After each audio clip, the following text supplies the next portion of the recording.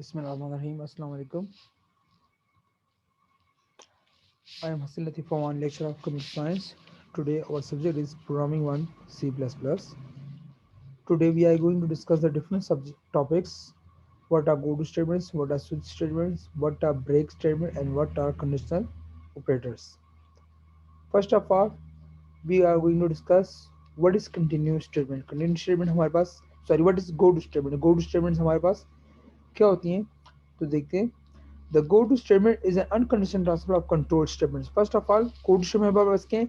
This is a unconditional transfer of control statement. मतलब ऐसे statements जो कि ट्रांसफर होती है एक जगह से दूसरी जगह उसको हम ट्रांसफर कर सकते हैं बट विदाउट एनी कंडीशन. ठीक है.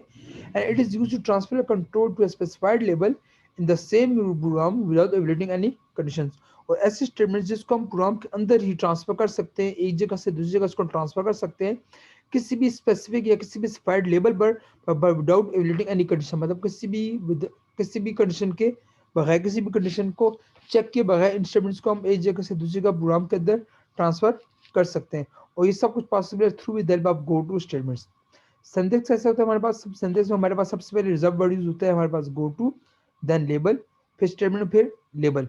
ठीक है. जो दूसरा लेबल है, अगर लेट्स सपोज हम जैसे कंट्रोल हमारे पास इस लेबल पर आए, गो टू के पास आएगा तो गो टू के पास जैसे कंट्रोल आता है हमारे पास आएगा लेबल. यहाँ लेबल में आपने जो सी भी लेबल आपने लिखा हुआ, कोई भी स्टेटमेंट लिखी हुई है, X Y A B C कुछ भी लिखा हुआ है, अगर वो ये कोई भी वर्ड आपने लिखा हुआ है, लेट्स सपोज आपने लिखा हुआ है गो टू स्टार्ट. जब स्टार्ट पर आएगा तो कंट्रोल इस स्टार्ट से ट्रांसफर का होगा इन नीचे लेबल में. इन दोनों का नेम सेम होना जरूरी है. अगर यहाँ पर आपने लेबल की जगह स्टार्ट लिखा हुआ है, यहाँ पर स्टार्ट लिखा हुआ है तो काम करेंगे. अगर यहाँ पर स्टार्ट और यहाँ पर स्टार्ट 1 लिखा हुआ है तो यहाँ पर आपके पास एरर रहेगा. क्लियर. तो आपने लिखा हुआ है गो टू स्टार्ट, जैसे स्टार्ट पर कंट्रोल जाएगा तो कंट्रोल इस स्टार्ट से ट्रांसफर हो जाएगा यहाँ पर स्टार्ट में, वो स्टार्ट में आएगा, यहाँ पर ट्रांसफर होगा, और यहाँ पर ट्रांसफर होने के बाद जो स्टेटमेंट होगा इसके अंदर वो एग्जीक्यूट हो जाएंगे. ठीक है. Where a label represents in the program to which the control is to be transferred. Label किस चीज को रिप्रेजेंट करता है? ये लेबल उसको रिप्रेजेंट करता है कि जहां पर आपके कंट्रोल ने ट्रांसफर होना होता है. मतलब यहाँ से गो टू स्टार्ट में आएगा और यहाँ से ट्रांसफर होगा कहाँ? इस लेबल में. क्लियर. जब इस लेबल में कंट्रोल आ जाता है तो इसके बाद ये जो लेबल सेकंड में हमारे पास जो लेबल है ये टर्मिनेट होता है with the help of colon sign. Clear. कहते हैं label can be any name followed by a colon sign. एक एग्जांपल देखते हैं ताकि आपको और ज्यादा क्लियर हो जाए. एग्जांपल में देखिए, सबसे पहले हमने एक स्टेटमेंट लिखी है. हमने स्टेटमेंट लिखी है क्या? क्लियर स्क्रीन के नीचे हेलो वर्ल्ड. सही है. अब इस हेलो वर्ल्ड में देखिए आप, हेलो वर्ल्ड जिससे हमारे पास आउटपुट आएगा, आउटपुट हमारे पास आ गया क्या? Hello world. हेलो वर्ल्ड आया. इसके बाद एंडल है कंट्रोल. जब कंट्रोल हेलो वर्ल्ड के नीचे आएगा आउटपुट एक हेलो वर्ल्ड आ गया. कंट्रोल नीचे आएगा तो कंट्रोल जैसे ही नीचे आ रहा है तो यहाँ पर क्या लिखा हुआ है? स्टार्ट. इस स्टार्ट को कंपाइलर इग्नोर कर देगा और सीधा नीचे आएगा. नीचे आएगा सी में क्या है? Hello park. आउटपुट आ गया हेलो पार्क. पहले हेलो वर्ल्ड पे आउटपुट आया, फिर आउटपुट आया हेलो पार्क. हेलो पार्क के बाद जब कंट्रोल नीचे आएगा तो यहाँ पर लिखा हुआ है गो टू स्टार्ट. जैसे गो टू स्टार्ट लिखा हुआ है तो कंट्रोल गो टू से क्या मुराद है? गो टू से मतलब ये है कि कंट्रोल इस लेवल को ट्रांसफर हो जाएगा. और लेवल में हमने क्या लिखा हुआ है? स्टार्ट. इस लेवल में स्टार्ट लिखा हुआ है तो कंट्रोल लेवल को ढूंढेगा ये स्टार्ट दूसरे कहाँ लिखा है, तो कंट्रोल यहाँ से ट्रांसफर होगा इस स्टार्ट के पास. जब इस स्टार्ट के पास आएगा तो स्टार्ट आने के बाद स्टार्ट के पास आकर फिर कंट्रोल नीचे आएगा. जब कंट्रोल नीचे आएगा तो इस स्टार्ट के नीचे कौन सी स्टेटमेंट लिखी हुई है? Hello park. फिर हेलो पार्क डिस्प्ले हो गया. क्लियर. फिर कंट्रोल नीचे आता है, फिर कहते हैं गो टू स्टार्ट. फिर स्टार्ट के पास जाएगा, दोबारा कंट्रोल वापस लेबल के पास ट्रांसफर होगा, फिर आउटपुट आ जाएगा हेलो पार्क. तो मतलब ये कि अब ये सेम ऐसे ये चलता जाएगा तो चल जाएगा. अगर आप इस प्रोग्राम को रन करके जैसे देखोगे तो आपके पास ब्लैक स्क्रीन में ये हेलो पार्क कंटिन्यूसली आपको डिस्प्ले देता रहेगा. ये ऊपर जाती जाएगी स्क्रीन, आपको हेलो पार्क नीचे डिस्प्ले जाए. मतलब आपकी जो एग्जिट स्क्रीन, जो आपकी जो आउटपुट स्क्रीन है वो क्लोज नहीं होगी, ये कंटिन्यूसली इस प्रोग्राम की मदद से चलती जाएगी. क्लियर.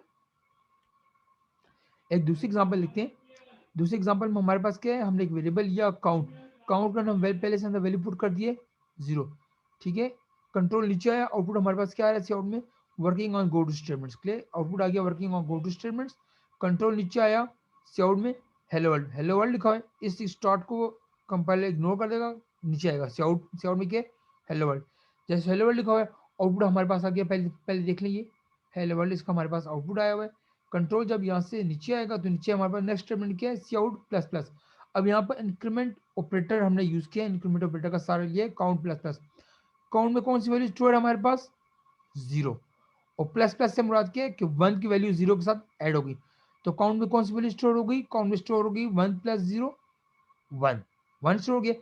कंट्रोल नीचे आता है तो कंडीशन चेक की जा रही है, if count is less than equal to 3, क्या 1 की वैल्यू लेस देन है 3 या 3 से लेस देन है? कंडीशन कंट्रोल के कंडीशन क्या? ट्रू की। जब कंडीशन ट्रू होगा तो कंट्रोल नीचे आएगा, कंट्रोल नीचे आएगा तो फिर लिखा हुआ क्या? Go to start.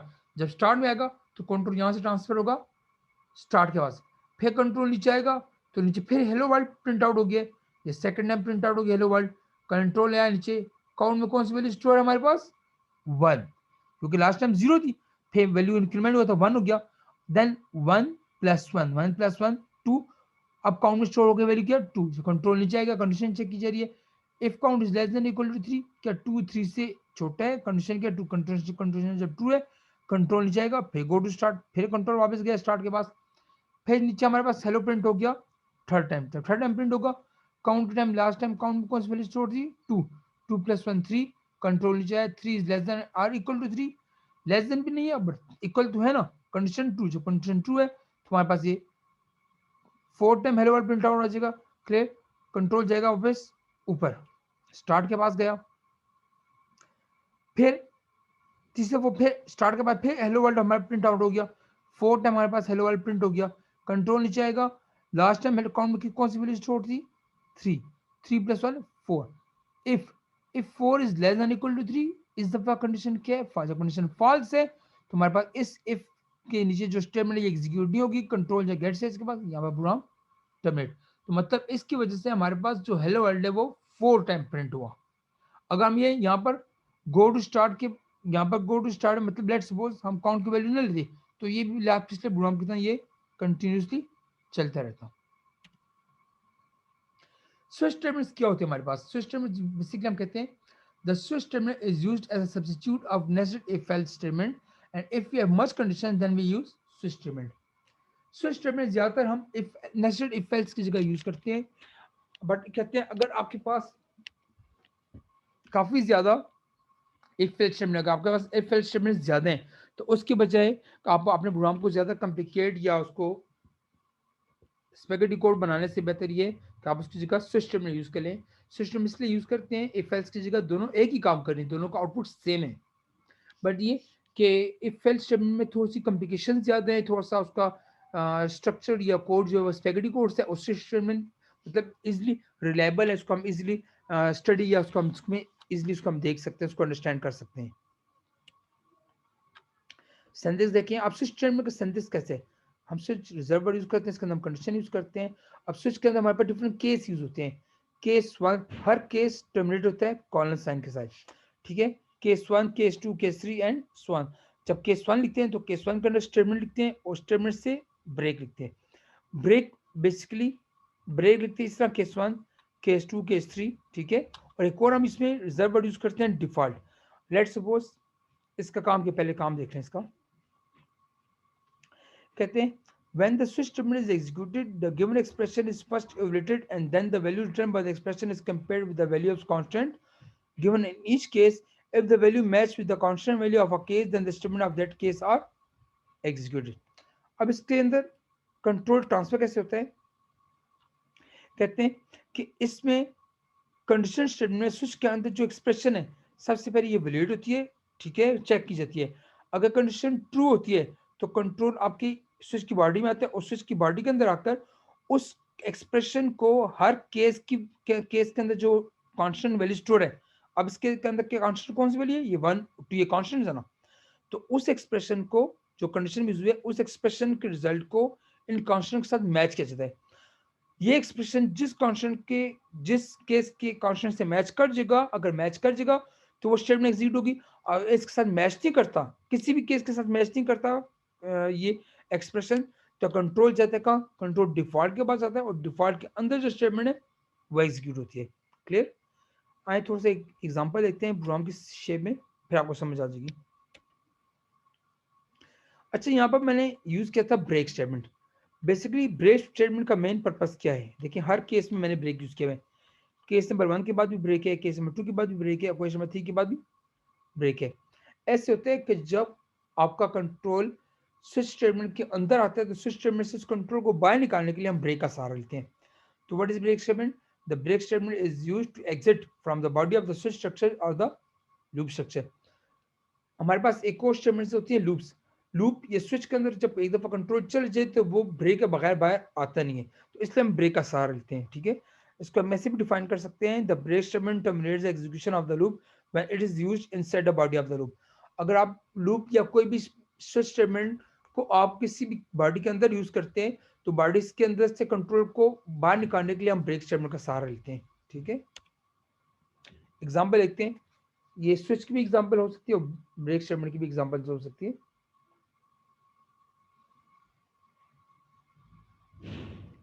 अच्छा,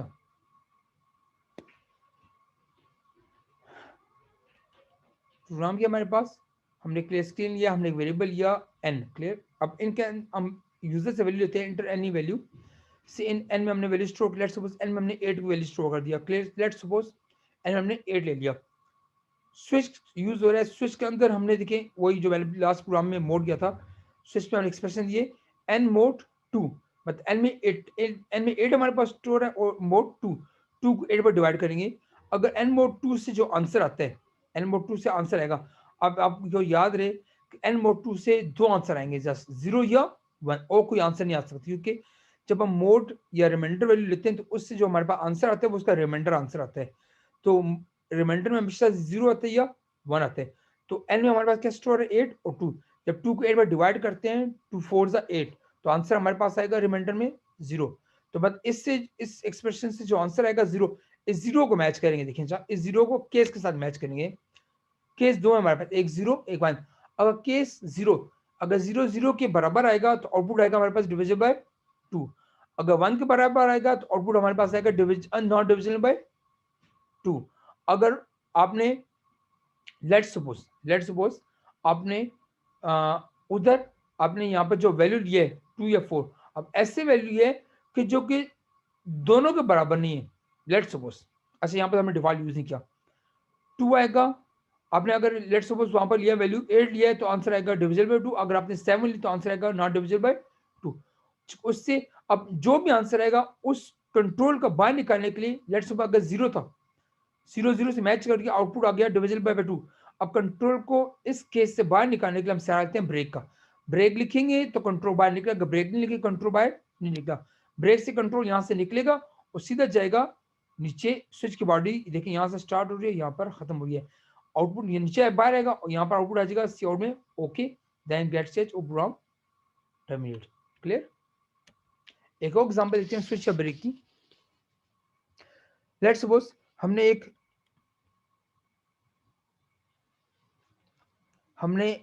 यूजर से 3 वैल्यूज लेते हैं, उसी तरह लास्ट प्रोग्राम की तरह हमने 2 वेरिएबल लिए ए बी और तीसरा वेरिएबल लिया character. Enter first number operator, enter first number then operator and then second number. तो सिन में लेते हैं, यहाँ पर लेते हैं ए में 3 और बी में लेते हैं लेट्स सपोज 6। क्लियर, 3 और यहाँ पर हमने लिया 6। तो ऑपरेटर हमने ले लिया, बीच में ऑपरेटर में हम ले लेते हैं लेट्स सपोज हम लेते हैं यहाँ पर माइनस। क्लियर, 3 और 6 हम लेते हैं। जब इसको कंटिन्यू करते हैं स्विच, तो स्विच में ऑपरेटर हमारे पास क्या है, माइनस है ना। अब ये माइनस को कंपेयर करेंगे, स्विच के जरिए माइनस को कंपेयर करेंगे हर केस के साथ।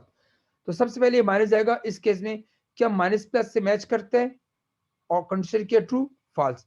फिर कंट्रोल जाएगा नेक्स्ट केस के पास। नेक्स्ट केस में हमारे पास यहाँ पर हमारे पास माइनस है तो ऑपरेटर में माइनस था, ये माइनस इस माइनस से मैच करते, जब मैच कर रहे कंपेयर कर दोनों इक्वल आते हैं तो कंट्रोल इस केस की बॉडी में जाएगा, आउटपुट में आएगा क्या, subtraction is equal to A minus B. अब ए माइनस बी से हमने लिया था यहाँ पे ए में 3 और बी में लिया था लेट्स सपोज 18। तो 3 में से 18 को माइनस कर लिया, आंसर आ गया हमारे पास -15। -15 आंसर आ गया, यहाँ पर स्टोर हो गया हमारे पास सब्ट्रैक्शन इज इक्वल टू -15।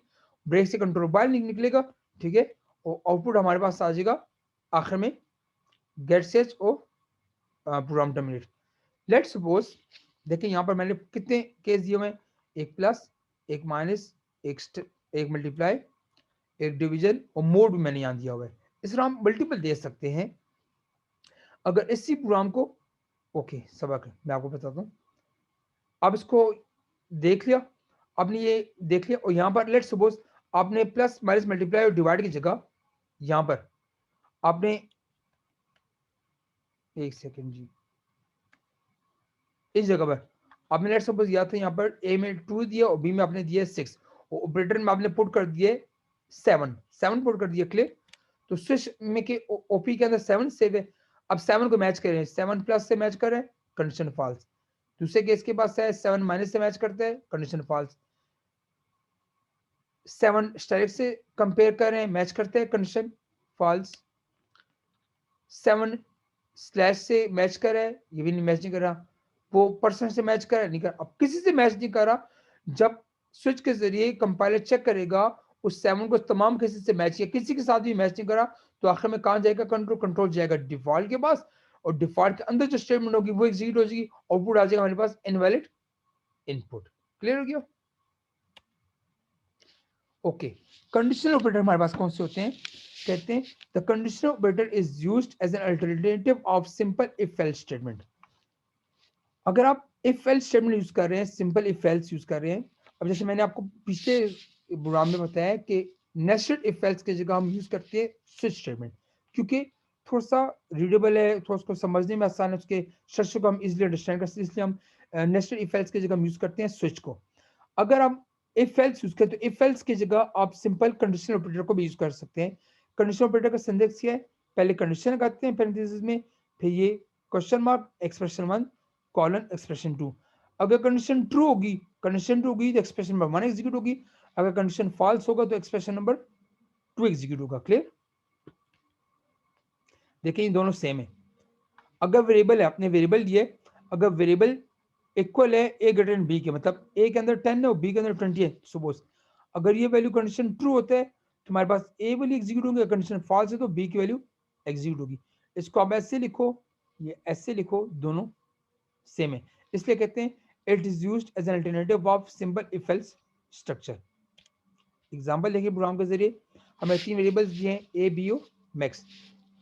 सीआउट में इंटर फर्स्ट वैल्यू है, पहले ए की वैल्यू हमने यूजर से लिए, फिर दूसरी स्टेटमेंट हम लेते हैं इंटर सेकंड वैल्यू, यूजर ने दूसरी वैल्यू ली बी। लेट्स सपोज ए में हम स्टोर करते हैं 10 और बी में स्टोर करते हैं लेट्स सपोज 20। ठीक है, ए में 10 और बी में 20। एक्सप्रेशन हमारे पास क्या? Max is equal to